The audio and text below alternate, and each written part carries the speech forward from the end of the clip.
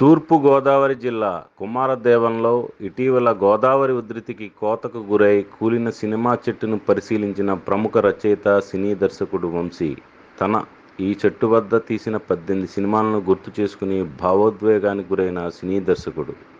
చెట్టుతో తనకున్న అనుబంధాన్ని స్థానికులతో నెమరవేసుకున్న దర్శకుడు. ఈ చెట్టును తిరిగి పునరుజ్జీవం చేసే దిశగా రోటరీ క్లబ్ ముందుకు రావడం హర్షణీయమని వెల్లడి. తిరిగి ఈ చెట్టు బ్రతకాలి. ఈ చెట్టు వద్ద ఈసారి తీయబోయే సినిమా ఎక్కువ శాతం ఇక్కడే చిత్రీకరిస్తున్నానని దర్శకుడు వంశీ వెల్లడి.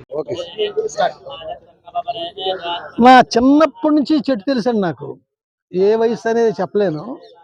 నేను పట్టిసీమ గుడి చూద్దామని వెళుతూ దారిలో ఈ చెట్టు కనిపించింది కుడి పక్కనే. అయితే మళ్ళీ వచ్చినప్పుడు చూద్దాము, నన్ను తీసుకెళ్తున్నాను, రాజదూత్ బండిలో తీసుకెళ్తాను, మనిషి గొడవ చేస్తున్నాడు, వెళదాం పద అని. తిరిగి వచ్చేటప్పటికి చలిగా ఉందండి, శీతాకాలం. ఇక్కడ మంట వెళుతుంది, బాగానే ఉంది, ఇక్కడ చలి కాచుకుందాం అంటే అది శవం కాలుతుంది అక్కడ ఆ పక్కనే.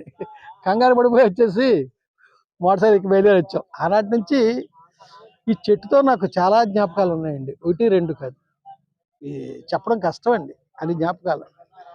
నా ప్రతి సినిమాలో ఈ గోదావరిని నేను షూట్ చేస్తే ఈ చెట్టు తప్పనిసరిగా నేను ఈ చెట్టు షాట్ ఉండి తీరద్దండి. చాలా పాటలు అయితే ఏవైతే. అలాగే నేను కథలు రాస్తుంటానండి. ఆ కథలో ఈ కుమారదేవం, ఈ చెట్టు, ముఖ్యంగా గోకులంలో రాధ అని ఓ నవల రాశానండి. ఆ నవలలో ప్రధానమైన బ్యాక్గ్రౌండ్ ఈ చెట్టు అండి, కుమారదేవం ఊరండి, హీరోయిన్ ఊరు అనమాట అండి.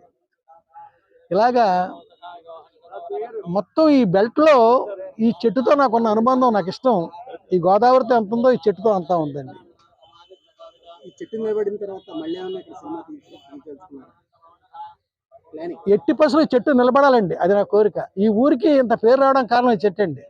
ఈ 2-3 రోజులుగా కుమారదేవం చెట్టు అని ఎన్ని మ్యాగజైన్స్లో, ఎన్ని టీవీ ఛానల్స్లో వచ్చిందంటే ఈ ఊరికి ఆ పేరు తెచ్చిపెట్టిందండి ఈ మహాతల్లి.